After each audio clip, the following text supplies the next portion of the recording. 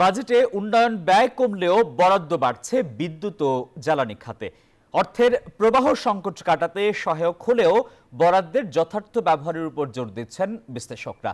তারা বলছেন, অনিয়ম, অপচয় আর দুর্নীতি বন্ধ করা না গেলে টেকসই জ্বালানি নিশ্চিত করা সম্ভব হবে না।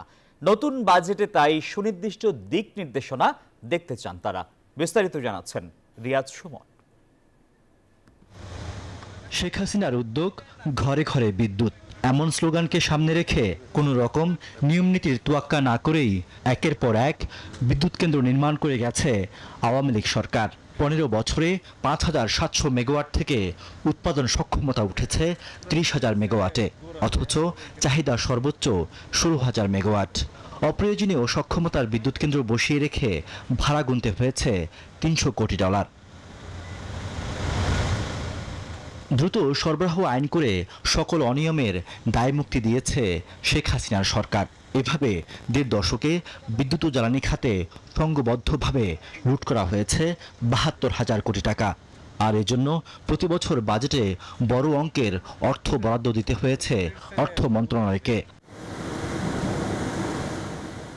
সরকার পরিবর্তন হলেও এবারও বড় বরাদ্দ যাচ্ছে। বিদ্যুৎ ও জ্বালানি খাতে দেয়া হচ্ছে 32,000 কোটি টাকার বেশি। এখানেই উঠছে প্রশ্ন, আসলে কি এত অর্থের প্রয়োজন, নাকি আগের মতোই অব্যাহত থাকবে লুটপাট? প্রত্যেকবার আমরা দেখেছি এনার্জি অ্যান্ড পাওয়ার সেক্টরে 80% গেছে বিদ্যুতে, আর মাত্র 20% গেছে এনার্জিতে, এবং সেই 20%ও আবার অন্যান্য খরচায় গেছে, ড্রিলিং এর জন্য যায় নাই। এত অর্থ বরাদ্দের পরও নিশ্চিত হয়নি বিদ্যুৎ ও জ্বালানির নিরবচ্ছিন্ন সরবরাহ। গ্যাস সংকটে চরমভাবে ব্যাহত হচ্ছে শিল্পের উৎপাদন।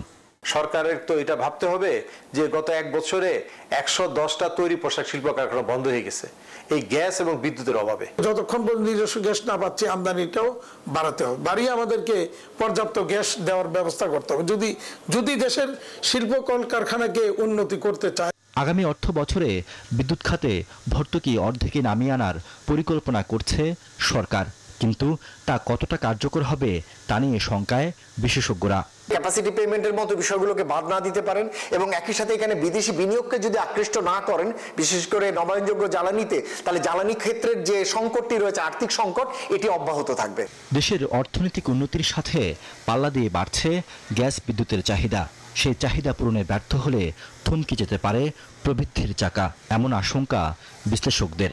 নিরবচ্ছিন্ন গ্যাস সরবরাহ না থাকলে নিকট ভবিষ্যতে বড় সংকটের মুখে পড়বে দেশের শিল্প খাত। তাই এই খাতকে সুরক্ষায় দরকার পরিকল্পিত বাজেট এবং বরাদ্দের সবটুকু সঠিক বাস্তবায়ন। রিয়াজ সুমন, নিউজ 24, ঢাকা।